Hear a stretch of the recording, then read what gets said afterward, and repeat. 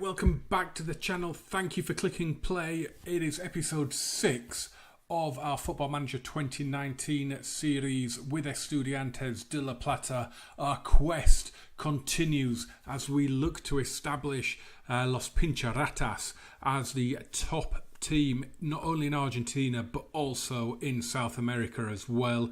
Can we win Superliga de Argentinas? Can we win Copa Libertadores? That is the aim of the series.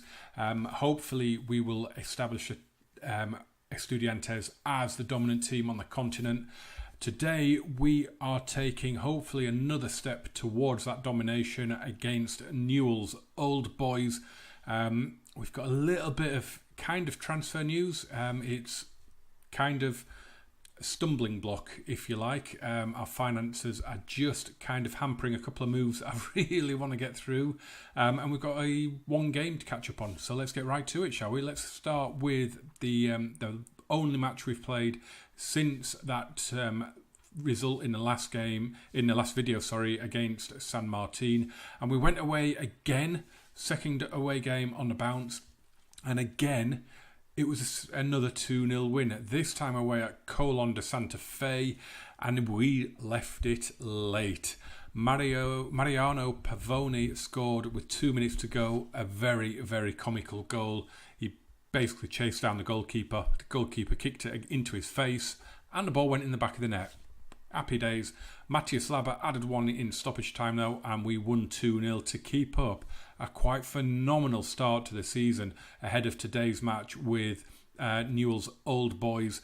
So you can see that we are currently second. That is because Talleres have already played and drawn. So if we win again today, we will go back to the top of the Superliga. You can see they're in 6th place as well. Boca Juniors are on the rise. They've won again. They're 2 wins in a row now, so they are definitely getting back on track. Also today you've got Atletico Tucumán against Godoy Cruz, Defensa y Justicia against Unión Santa Fe, and San Martin against Colón. So it will be a very, very interesting game today. Newell's are down in 13th at the minute. I think they just got beaten by Boca, if I'm not mistaken. They did. They lost 3-1 at home to Boca, which is a big, big defeat. It was their first defeat of the season. But losing at home to an out-of-form Boca, that's not what they would have wanted, is it? But it's going to be one of those divisions, I think, where the top teams take points off each other, and if you can find any sort of consistency throughout the season, I think you've got a real chance of winning it.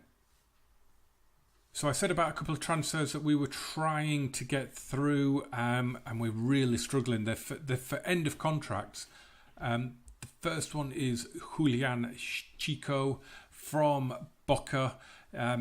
Really, really promising 20-year-old midfielder. He looks like he could be a real star going forward. But we are struggling, and I'll show you this guy as well. It's 26-year-old winger Adrian Luna from Veracruz. We are really struggling to get these transfers over the line because we have absolutely no money. We're already over the wage budget. I've already delayed these 2 transfers by 2 weeks. It's just they're not going to go through, and I'm really gutted about it. I don't really know if I'm going to be able to delay indefinitely because they're end of contract. So I might be able to delay. Whereas if you were paying a transfer fee, obviously the selling club are just going to get knocked and say no, we'll cancel it. Hopefully, with the fact that they're end of contract ones, I might be able to just keep postponing them until I can do something about our dire financial position. Newell's come to town with a 4-4-2 formation. It doesn't look too adventurous, to be fair. I really think we could be winning this game. We're in ridiculously good form. We've won every match. The last game that we played at Colón shows that we don't give up. We just keep going, scoring late goals. The confidence is flowing through the squad. No matter who I bring into the team, just seem to do a really good job. So it's a fabulous position to be in at the moment. We are going to say, I fully expect you to win and keep the run going, because I do. So I'm going to say it because that's what I'm thinking. So let's get to this game, shall we? Players lined up as they were in the last video, got their little huddles going. Estadio Único de la Plata is by no means full, but this should be a game that we get the fans that have turned up to their feet cheering. Hopefully we keep this 100% record going. Campi plays it forward to Laba. Now Pisculici. We've had absolutely nothing happen in this match so far. This is the first highlight. Here's Laba to Estevez. And Pavoni hits one but puts it wide. Have we got... I think we've got one more game going on at the same time as us. We do, so we'll have the latest scores up. It is Atletico Tucumán against Godoy Cruz. 0-0 in both games with 15 minutes gone. And absolutely nothing happening. Sanchez with the throw to Estevez. Little combination between the two there, but it was a poor cross and it's cleared. And it is a break for Newell's here. But what a tackle by Jonathan Shunker. Gives it to Sanchez. Now Laba played forward. So we did give a demand more shout out, which all 11 players said focused after the feedback, which was really good.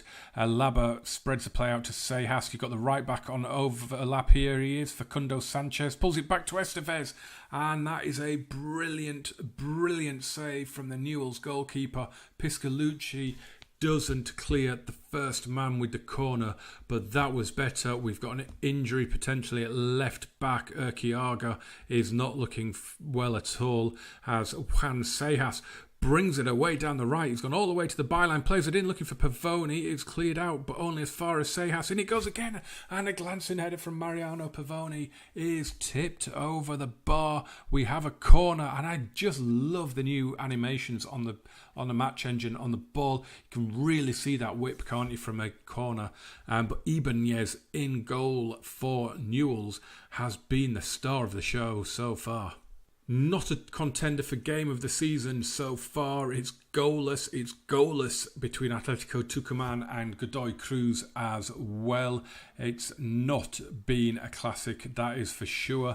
We do have that slight worry over Ivan Urquiaga's fitness as well, and we don't have a left back on the bench, so we're going to end up with someone like Lucas Rodriguez, a left winger, playing at left back, I think, by the end of this match, because I don't think Urquiaga is going to last much longer. And I'm going to say I'm not happy, because we're at home. I would expect us to be dominating more than we are, so I'm going to tell him I'm not happy. Get out there and let's make sure we put it right in the second half. And it's raining again. Here's Laba to Estevez. Little 1-2 between the two. Here's Seijas with a chance, and it's tipped over again by Ibanez. And we have called their keeper into action as Estevez sprays it back out to Pisculici. Far post cross is cleared, but Juan Seijas has it again. He gets the ball in, and Ibanez can just catch that one.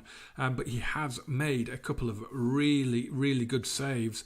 It looks like Godoy Cruz... Well, that's only just popped up that Gonzalez missed a penalty, but it says he missed it in first half stoppage time. But it's only just popped up 10 minutes into the second half. Goal kick for Newell's. Ibanez thunders it downfield. Campi with the header. So we've done a show some passion shout out as the ball is whipped out to the right for Seijas. In it goes looking for Pavoni, but Ibanez is there.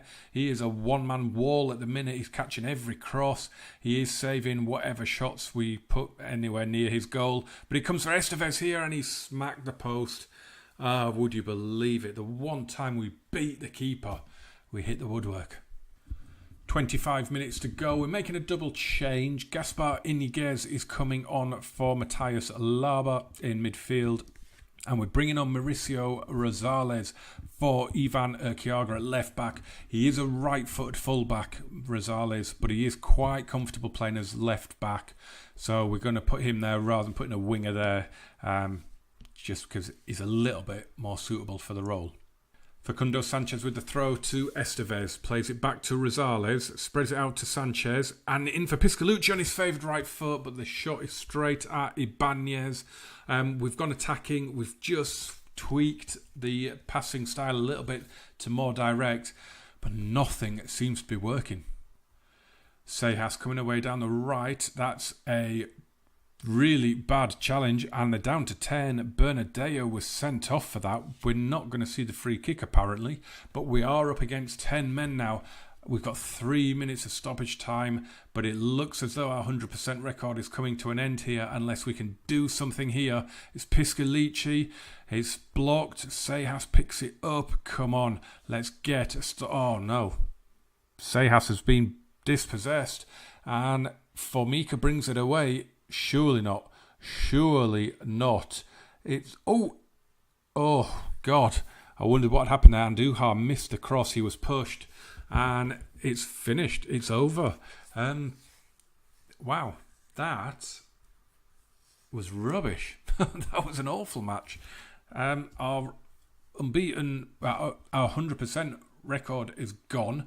Our unbeaten run remains intact, but that was really, really, really bad. Just assertively going to say I'm not happy. If we'd lost, it would have been aggressive. But Newell's are going to be one of the teams that we kind of have to compete with if we want to maybe push for a Libertadores place rather than a Sudamericana place. So I can't be too unhappy with a solid performance, a clean sheet and a point. And it is a point that keeps us top, albeit on goal difference from Talleres. Independiente, San Lorenzo and Colón all have 12 points. Vélez Sarsfield are on 10. And then you've got the rest led by Boca Juniors, who are on 9 points, but now they have 2 wins back to back. You would imagine they're going to make a real charge back into the top 2. I can't see us staying there for long. It's a shame that we've let that 100% record go. It had to go at some point. We're not going to win all 25 games. It's just not going to happen. If Boca Juniors can't do it, we damn well can't do it. And again, as I just said, a clean sheet and a solid performance and a point against a direct rival, it's got to be... You've got to take the positives out of that. But it was an awful match. It was a poor performance. But it was a poor performance from both teams, and we got a point, we got a clean sheet. I think that's the positive that I'm clinging to from this video. It's been the first really bad match of the season. Looking at the schedule going forward, as I said, the plan now is to do a couple of games off camera. If our Sudamericana match with Atletico Tucumán is still in the balance coming into that home second leg, then that will be the next video. If not, if we've been hammered 4-0 or if we've won 4-0, then I won't bother doing it because there'll be no point, and then it will default to the Independiente Superliga game. So it'll either be Atletico Tucumán or it'll be Independiente in episode 7. Whichever it is, I hope you'll come back for it. I hope you're enjoying the series so far. If you are, smash that like button, hit subscribe, click on the bell as well to turn on notifications, and then you will know exactly when a new video comes out. You can follow me on Twitter at GamerJamesFM. There's a link below in the description as well for my blog where I'm chronicling a save with Aston Villa. So I hope you'll get on that. That's been well received so far, so that is awesome. I'm really loving that save as well. So yeah, get along and follow that. If not, if this is the save for you, don't worry, there'll be another video soon and I will see you for it. Thank you very much for watching, guys. Bye bye.